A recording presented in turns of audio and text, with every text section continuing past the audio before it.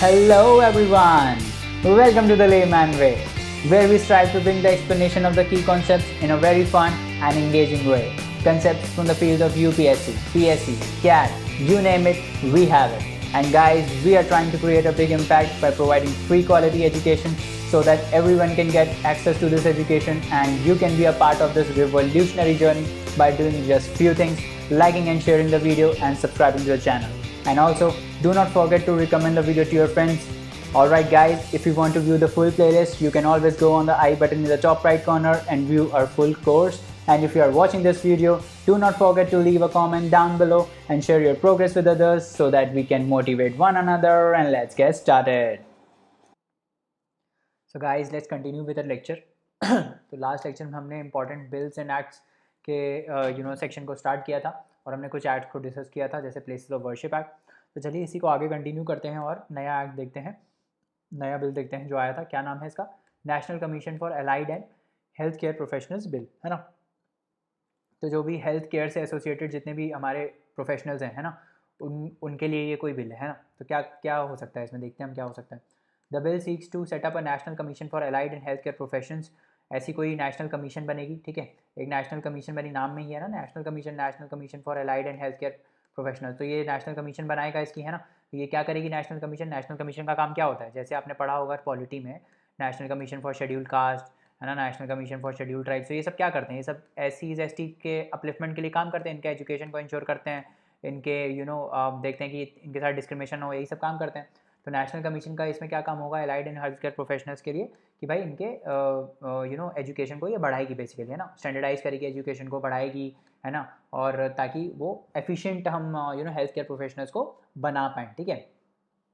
The function क्या होगा इस नेशनल कमीशन का? क्या करेगी? ये स्टैंडर्ड्स फ्रेम करेगी एजुकेशन के लिए, जो ये हेल्थ प्रोफेशनल्स है, जैसे नर्सेज हो गई, है ना, डॉक्टर्स हो गए, इन सब के बेसिकली ये क्या करेंगे, ये लोग स्टैंडर्ड्स बनाएंगे इनकी एजुकेशन के लिए, है ना। और क्या करेगी? Standards for education and practice, जो प्रैक्टिस को कैसे कर सकते हैं उनके लिए करेगी। और वही सिर्फ लोग अलाउड होंगे जो रजिस्टर्ड होंगे, है ना, जो रजिस्टर्ड होंगे वही बस लोग अलाउड होंगे। लाइसेंस दिया जाता है ना प्रैक्टिस करने के लिए, बस वही लाइसेंस्ड होंगे, ठीक है। और हम इसमें क्या करेंगे, एक ऑनलाइन सेंट्रल रजिस्ट्रार मेंटेन करेंगे जहाँ पे ये सारे प्रोफेशनल्स का मतलब डेटा होगा, है ना। और बेसिक स्टैंडर्ड्स प्रोवाइड करेंगे एजुकेशन के लिए, यूनिफॉर्म एंट्रेंस और एग्जिट एग्जाम होगा इन सारे allied and health care professionals के लिए, ठीक है। तो ये काम कौन करेगा? National commission for allied and health care professionals, ठीक है, ये जो नेशनल कमीशन करेगी। अभी याद रखना कि सिर्फ वही जो, जैसा कि मैंने बताया, सिर्फ वही जो एनरोल्ड हैं स्टेट रजिस्ट्रार में या फिर नेशनल रजिस्ट्रार में या फिर क्वालिफाइड हैं एज अ हेल्थ प्रैक्टिशनर, बस वही प्रैक्टिस कर सकते हैं, नहीं तो बाकी कोई प्रैक्टिस नहीं कर सकता, ठीक है। अब इस बिल में कुछ कुछ डेफिनेशंस डिफाइन है, जैसे एलाइड हेल्थ प्रोफेशनल, जो ये बात हो रही है एलाइड हेल्थ के प्रोफेशनल, ये होता कौन है? तो इसमें ये डिफाइंड है कौन होता है भाई। ये एलाइड हेल्थ प्रोफेशनल कौन होता है? ये कोई एक ऐसा एसोसिएट होता है, टेक्नीशियन होता है, टेक्नोलॉजिस्ट होता है, जो कि ट्रेंड होता है to support the diagnosis, treatment, illness, injury, मतलब डिसीज, इंजरी, इम्पेयरमेंट, ठीक है। Such a professional should have obtained a diploma और डिग्री अंडर द बिल।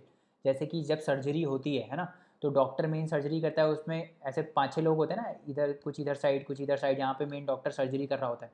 तो ये जो इसको असिस्ट करते हैं ये लोग कौन होते हैं? मतलब और सारे नहीं, सारे कुछ कुछ डॉक्टर्स भी होते हैं, बट कुछ कुछ असिस्ट भी करते हैं ना, कि उनसे बोलते हैं ये वाला मेरे को दो, ये वाला क्या फोर्सेप दो, ये दो, वो दो। तो ये सब कौन करता है? ये सब यही अलाइड हेल्थ केयर प्रोफेशनल्स करते हैं, नर्सेज भी होती हैं वहाँ पे, है ना। तो ऐसा ही कोई एसोसिएट, टेक्नीशियन, टेक्नोलॉजिस्ट जो ये मशीन होती है, आपने देखा होगा हार्ट बीट वाली मशीन होती है, इसको चलाने के लिए वो जो टेक्नीशियन होगा, है ना, वो सब कौन होते हैं? वो सब allied and health care professionals ही होते हैं, ठीक है। उनके पास बेसिकली डिग्री या डिप्लोमा होना चाहिए, ठीक है। A healthcare professional includes a scientist, therapist, or any other professional who studies, advises, researches, supervises, है ना, provides preventive, curative, rehabilitative, therapeutic और promotional health services। ऐसा कोई भी बंदा, ठीक है, ऐसा कोई भी मतलब व्यक्ति जो कि एक साइंटिस्ट हो, थेरेपिस्ट हो या कोई प्रोफेशनल हो जो रिसर्च करता हो इसमें, वो है एक हेल्थ केयर प्रोफेशनल। ये डेफिनेशन बेसिकली इस बिल में डिफाइंड है ना। इनको भी बेसिकली डिग्री चाहिए होगी, ठीक है। उसके बाद आगे बढ़ते हैं, allied and health care professionals की बात करते हैं, जो भी इस बिल में मेंशनड है ना, उसमें कौन कौन है?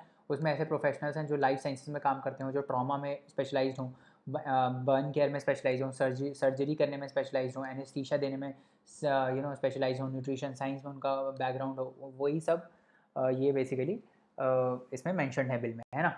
इसका सिग्निफिकेंस क्या होगा? इसका सिग्निफिकेंस ये होगा कि भाई एम्प्लॉयमेंट अपॉर्चुनिटीज़ जनरेट करेगा किसके लिए? Allied and health care professionals के लिए। उसी के लिए बिल है तो उसी की एम्प्लॉयमेंट अपॉर्चुनिटीज़ जनरेट करेगा और उनको डिग्निटी प्रोवाइड करेगा, है ना। There will be an immense demand for the qualified healthcare professionals, and the legislation will provide necessary impetus in providing affordable health care. तो अफोर्डेबल हेल्थ केयर को ensure करेंगे। Health से रिलेटेड बिल है तो कोई भी हेल्थ से related bill है वो हमेशा अफोर्डेबल हेल्थ केयर को तो इंश्योर करेगा ही करेगा, ठीक है। तो ये आपको ध्यान रखना है। उसके बाद आगे बढ़ते हैं और हम बात करते हैं नेशनल फूड सिक्योरिटी एक्ट 2013 के बारे में, है ना। तो क्यों न्यूज़ में आया था ये? क्योंकि department of food and public जो डिस्ट्रीब्यूशन है उसने स्टेट्स को बोला है कि भाई आप जितने भी डिसेबल्ड मतलब डिफरेंटली एबल्ड पर्सन हैं उनको आप नेशनल फूड सिक्योरिटी एक्ट के अंदर इंक्लूड करोगे, है ना। इसका ऑब्जेक्टिव क्या है? इसका ऑब्जेक्टिव क्या है? ये है कि भाई हम फूड और न्यूट्रिशनल सिक्योरिटी इंश्योर करेंगे लोगों की थ्रू लाइफ साइकिल अप्रोच, है ना। पूरे लाइफ में हम उनकी ये इंश्योर करेंगे कि उनको बेसिक न्यूट्रिशन मिले, है ना। By ensuring access to adequate, कैसे करेंगे ये? By ensuring access to adequate quality of food, quality and quantity of food at affordable prices to live a life with dignity, ठीक है। तो हम क्या करेंगे? क्वांटिटी क्वालिटी, इन क्वांटिटी और क्वालिटी ऑफ फूड हम इंश्योर करेंगे, है ना। हम ये इंश्योर करेंगे कि उनके पास एक्सेस हो, ठीक है, और ह्यूमन लाइफ साइकिल अप्रोच के थ्रू हम इसको काम करेंगे, है ना। तो बेसिकली ये न्यूट्रिशनल रिक्वायरमेंट्स को बढ़ाने के लिए है ना। इसका कवरेज क्या, फीचर्स क्या है? तो बेसिकली इसमें कवरेज एंड एंटाइटलमेंट होगा टीपीडीएस के अंदर। टीपीडीएस क्या है? Targeted public distribution system. क्या है ये targeted public distribution system? PDS तो आपको मालूम होगा, इसमें फूड ग्रेन्स प्रोवाइड होते हैं, है ना। फूड ग्रेन्स हम देते हैं लो कॉस्ट पे, राइट। तो TPDS covers basically 50% of the urban population and 75% of the rural population. ये आपको डेटा याद रखना है, ठीक है। जो ये टारगेटेड पब्लिक डिस्ट्रीब्यूशन सिस्टम है ये 50% अर्बन पॉपुलेशन को और 75% रूरल पॉपुलेशन को कवर करता है ना। और इसमें कितना एंटाइटलमेंट है? इसमें basically 5 kg of food grains पर पर्सन पर मंथ का एंटाइटलमेंट है, ठीक है। और जो poorest of the poor house holds हैं, है ना, जो बहुत ही गरीब हैं, उनको 35 kg ऑफ फूड ग्रेन्स मिलता है किसके अंडर? अंत्योदय अन्न योजना में, है ना। तो ये शायद मैंने एक लेक्चर में आपको अन्नपूर्णा योजना में बता दिया था, है ना। तो उसको आप करेक्ट कर लेना। अन्नपूर्णा योजना में ये नहीं होता है, ये अंत्योदय अन्न योजना में होता है। अन्नपूर्णा योजना में बेसिकली जो एजड लोग हैं 65 ईयर्स के ऊपर, उनको 10 kg of food grains free मिलता है पर मंथ, है ना। तो वो था अन्नपूर्णा योजना। शायद मैंने गलत बताया था पीछे एक लेक्चर्स में, तो इसको करेक्ट कर लेना, सॉरी फॉर दैट। बट अभी जो हम डिस्कस कर रहे हैं वो यही है कि अंत्योदय अन्न योजना में 35 kg ऑफ फूड ग्रेन्स जो मिलता है पर हाउस होल्ड फ्री में मिलता है ना। और जो अन्नपूर्णा योजना थी, दोनों में नाम से मैं तो थोड़ा कन्फ्यूज़ हो गए। अन्नपूर्णा योजना में क्या है? जो सीनियर सिटीजन्स हैं 65 ईयर्स के ऊपर वाले, 65 ईयर्स के ऊपर वाले, उनको 10 kg ऑफ फूड ग्रेन्स मिलता है पर मंथ, है ना, पर पर्सन पर मंथ, ठीक है। तो ये आपको याद रखना है ना। टीपीडीएस में आप याद रखो कि 50% अर्बन पॉपुलेशन कवर होती है और 75% रूरल पॉपुलेशन कवर होती है। और कितना फूड ग्रेन मिलता है? 5 kg का, है ना। उसके बाद आगे बढ़ते हैं। सब्सिडाइज प्राइसेस होंगे इनके लिए, ठीक है। ये फ्री में थोड़ी मिलेगा, फ्री में नहीं मिलता, ये सब्सिडाइज प्राइसेस होते हैं। क्या क्या कितने कितने रेट पे मिलता है? 3 रुपये पर केजी राइस के लिए मिलेगा, 2 रुपये पर केजी वीट के लिए मिलेगा और 1 रुपये पर केजी कोर्स ग्रेन के लिए मिलेगा। तो ये भी आपको याद रखना है।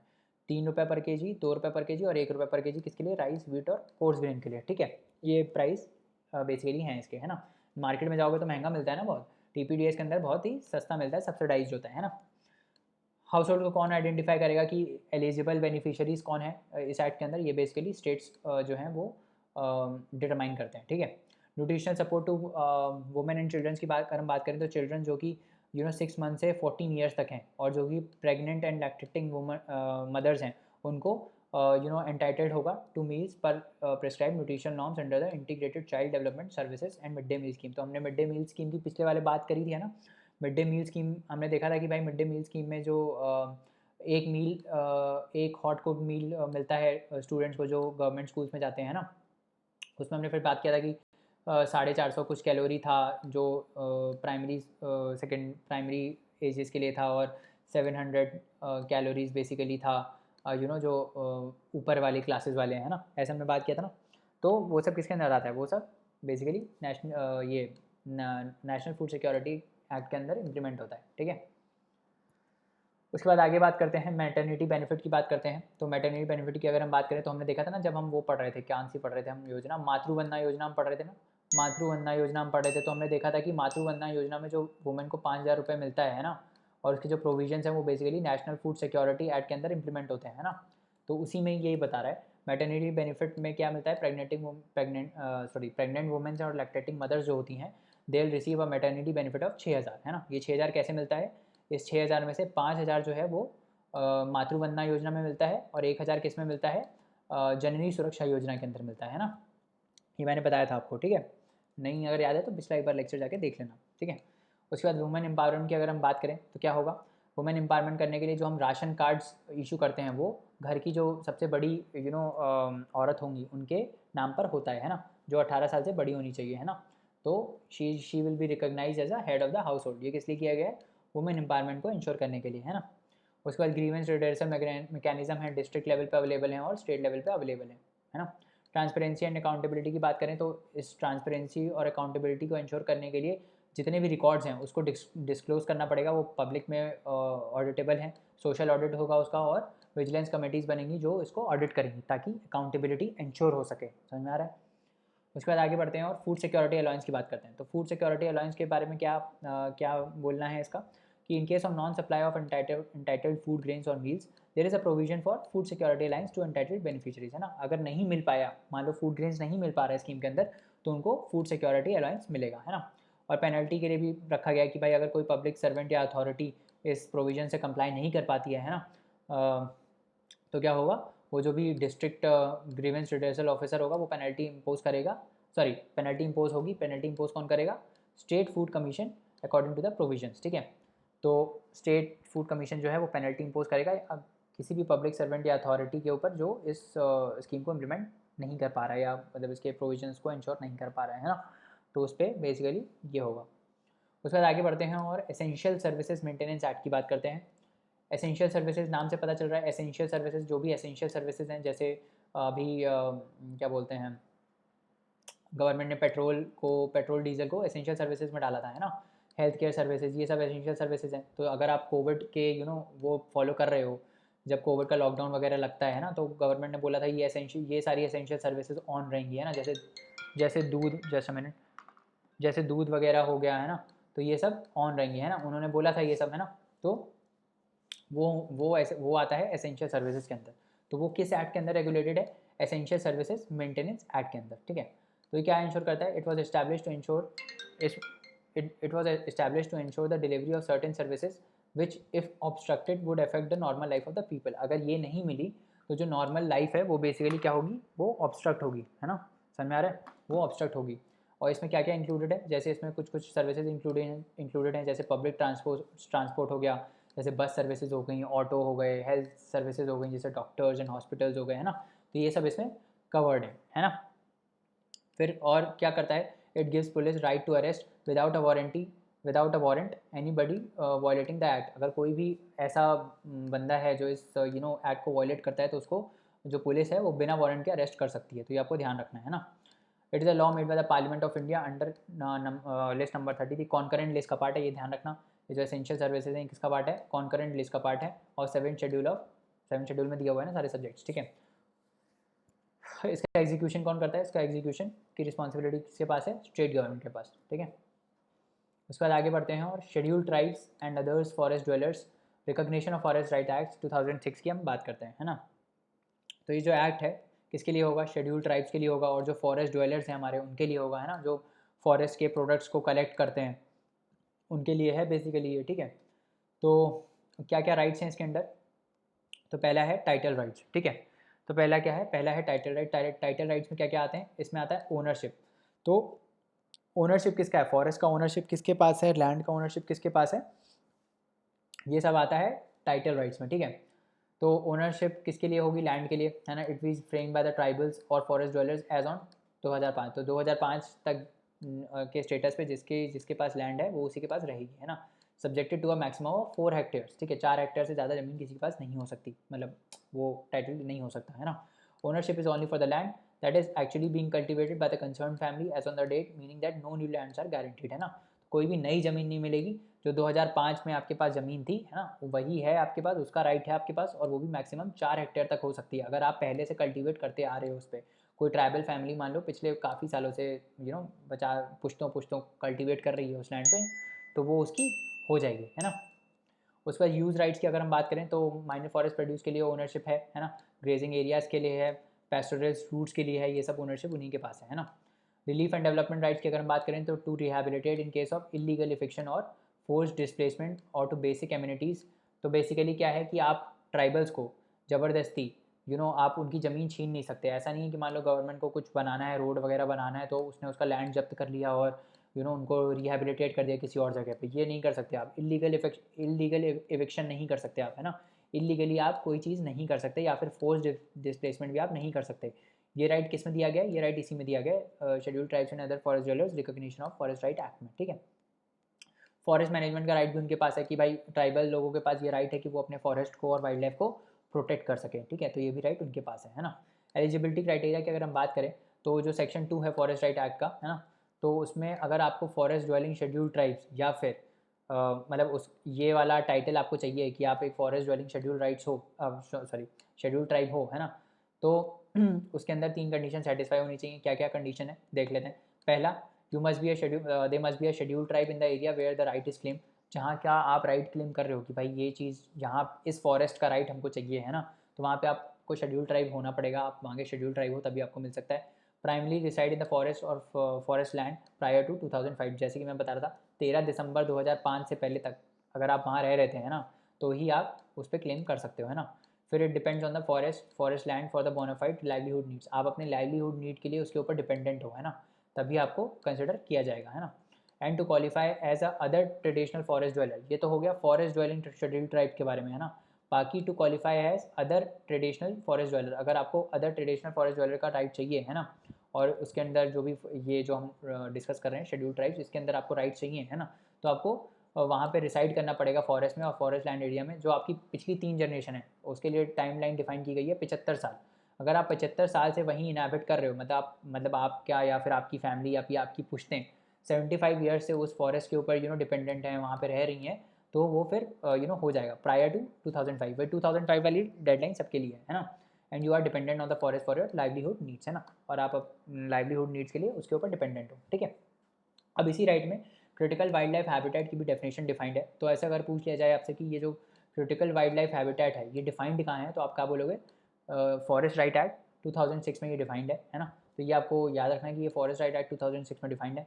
As the areas of the national parks and sanctuaries which has been specifically and clearly established case by case on the basis of scientific and objective criteria, that such areas are required to be kept as inviolative for the purpose of the wildlife conservation।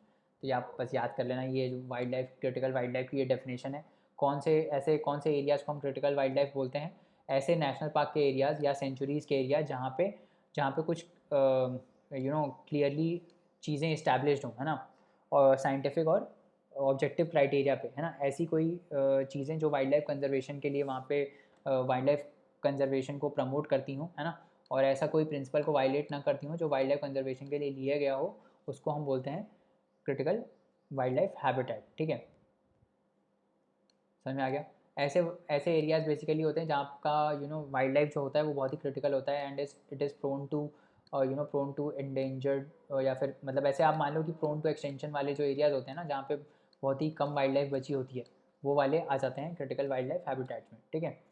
चलो तो चलिए दोस्तों, आज के लिए इतना रहने देते हैं, बाकी कंसेप्ट्स नेक्स्ट लेक्चर में पढ़ेंगे।